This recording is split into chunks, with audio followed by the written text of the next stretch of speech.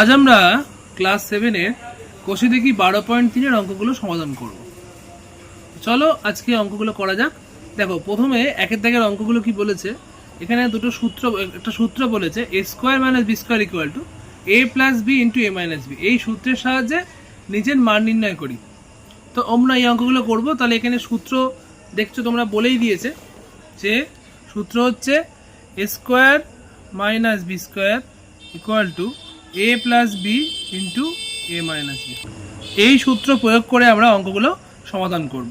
তো চলো প্রথম অঙ্কটা কি বলেছে আমরা করা যাক। একের দাগের একেরটা বলেছে 37 স্কোয়ার মাইনাস 13 স্কোয়ার।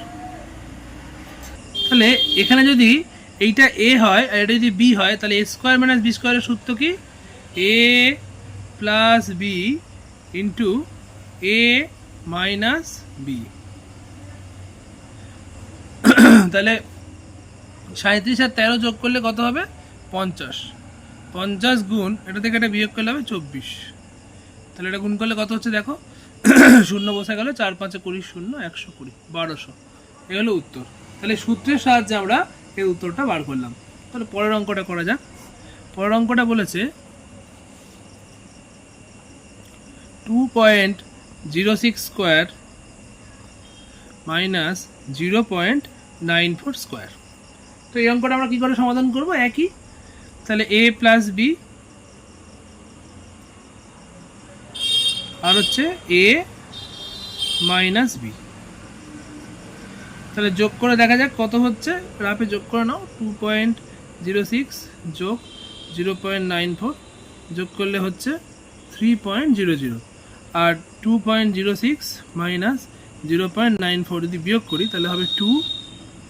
আচ্ছা, এটা হচ্ছে 1.12। তাহলে দাঁড়াচ্ছে এটা 3.00 ইন্টু 1.12। তাহলে এইটা গুণ করলে হবে 3.36। তাহলে উত্তর হলো এই 0 0 কেটে গেলে 3.36।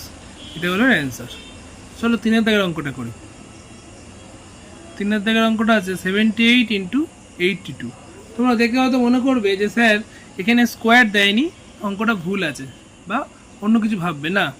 আমরা যদি এখানে মাঝখানে গুণ থাকে তাহলে আমরা কি দেখব, সূত্রটা যেহেতু ছিল এরকম A square minus B square equal to A plus B into A minus B. তাহলে মাঝখানে গুণ মানে আমাদের এই ফর্মে আছে, অর্থাৎ এটা কোনো কিছু একটা প্লাস বা মাইনাস ফর্মে আছে এই দুটো। তোমরা বুঝবো কী করে, দেখো বোঝার একটা টেকনিক তোমাদের আমি শিখিয়ে দিচ্ছি। দুটোকে প্রথমে তোমরা যোগ করবে, 78 যোগ 82 যোগ করলে হচ্ছে 0 হাতে 1 160। এই 160কে 2 দিয়ে ভাগ করবে, সেটা হচ্ছে 80 হলো। এই 80টাকে তোমরা ধরবে এ। কি ধরবে এ, মনে রাখবে এটা হচ্ছে টেকনিক কী করে আমরা ফাইন্ড খুঁজবো সেটার জন্য। তাহলে এখানে আমরা লিখি 80 বিয়োগ তাহলে কত 78 মানে 2, আর এখানে লিখবো 80 যোগ 2। দেখো একদম ফর্মে চলে এসছে। তাহলে কি হবে A square minus B square. তাহলে 80 স্কোয়ার মানে কত হবে, 80 গুণ 80 মানে 8 64 আর 2 0 বিয়োগ 2 দিয়ে 4। তাহলে বিয়োগ করলে কত হবে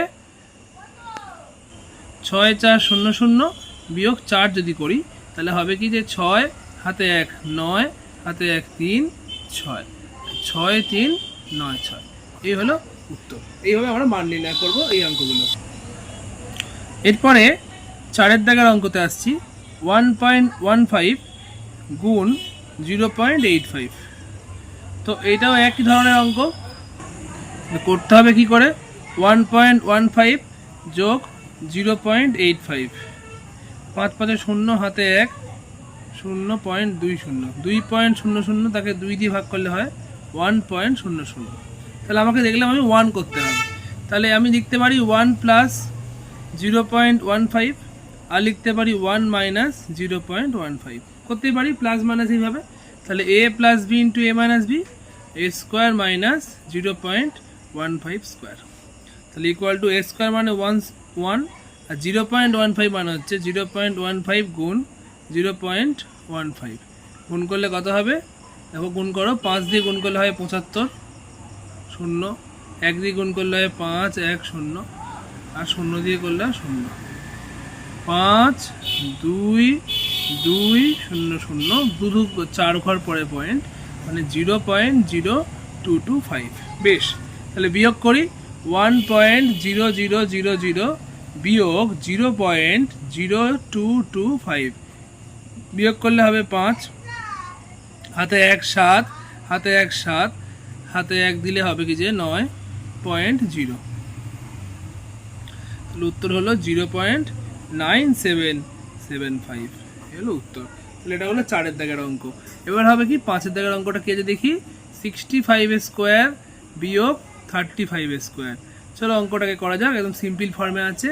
a plus B into a minus B. তাহলে কত হবে 65 আর একটু গুণ যোগ করলে হয় 100 গুণ এটা বিয়োগ করলে হয় 30, তাহলে 3000 উত্তর হলো। তাহলে এই হয়ে গেল 1 দাগের অঙ্ক। চলো এবার 2 দাগের অঙ্কগুলো করা। 2 দাগের অঙ্কগুলো একবার দেখে নাও। এইভাবে ভ্যালু দিয়েছে, দিয়ে কে এর মান বার করতে বলেছে, সেকেন্ডটা এ এর মান বার করতে বলেছে, তারপর একটা বক্স দিয়ে দিয়েছে। চলো অঙ্কটা কি করে সমাধান করছি দেখো। 2 দাগের 1 অঙ্কটা কি আছে দেখো। K minus P square equal to 9 plus P into 9 minus P হলে কে এর মান কত বার করতে বলেছে। তো ভালো হয়েছে, আমরা কি করব, কে মাইনাস পি স্কোয়ার লিখবো বিয়োগ A plus B into A minus B আছে, তাহলে কি হবে A square minus B square, বা K minus P square equal to 81 minus P square. ঠিক আছে, কে এর মান বার করার জন্য কি করব, 81 মাইনাস পি স্কোয়ার আছে, এই পিটাকে এ পারে পাঠিয়ে দেবো, তাহলে হয়ে যাবে P square, P square P square কেটে যাবে, অতএব কে ইকুয়াল টু 81 বা 81। তাহলে অতএব কে এর মান 81। 2 দাগেরটা দেখো। 2 দাগেরটা কোনটা দেখো, কি হবে 25 minus 4x square equal two 5 plus x into 5 minus x হলে এর ভ্যালু কত জিজ্ঞেস করেছে। চলো অঙ্কটা করি। 25 মাইনাস 4x স্কোয়ার, এটাকে a plus B into A minus B হলে কি হয় A square minus B square, বা 25 minus 4x square equal to 25 minus A square x square হয়েছে। তো দেখো, তাহলে যদি আমি তুলনা করে দিই, তুলনা করে পাই, দেখো কি হচ্ছে, এখানে 25 আছে, এখানে 25 আছে, এখানে মাইনাস 4x স্কোয়ার আছে, এখানে আছে minus A square x square. তো মাইনাস মাইনাস কেটে গেল, এক্স স্কোয়ার যদি কেটে যায় তাহলে এ স্কোয়ার ইকুয়াল টু 4 হবে, তাহলে A equal to root over of 4, তাহলে A equal to plus minus 2। কিন্তু এখানে তোমাদের এর ধনাত্মক মান চেয়েছিল, অতএব এর ধনাত্মক মান 2। এবারে আমরা 3 দাগের অঙ্কটা করব। 3 দাগের অঙ্কটা একবার দেখে নাও কি বলেছে। 4 মাইনাস এক্স গুণ box equal to 16 minus X square হলে ফাঁকা জায়গায় কি হবে লিখে। তোমরা দেখতে পাচ্ছ 4 মাইনাস এক্স ইকুয়াল টু বলেছে box into 4 minus x into box সমান সমান বলেছে 16 মাইনাস এক্স স্কোয়ার হলে বক্সের কত হবে হিসেব করি। তো ধরি শূন্য জায়গায়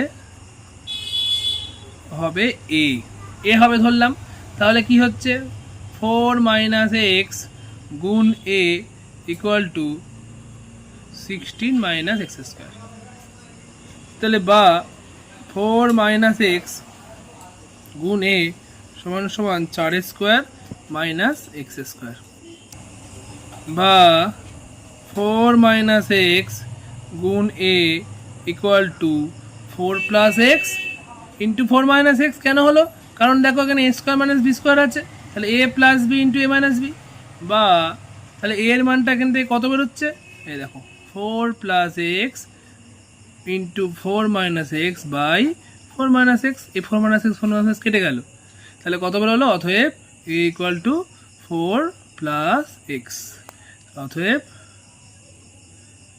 শূন্য স্থানে 4 প্লাস এক্স বসবে। তাহলে এই হচ্ছে 1 দাগের ও 2 দাগের অঙ্ক। ভালো করে অঙ্কগুলোকে দেখে নাও, অবশ্যই তোমাদের বন্ধুদের কাছে শেয়ার করে দিও, আর আমার চ্যানেলটাকে সাবস্ক্রাইব করতে একদম ভুলো না যেন।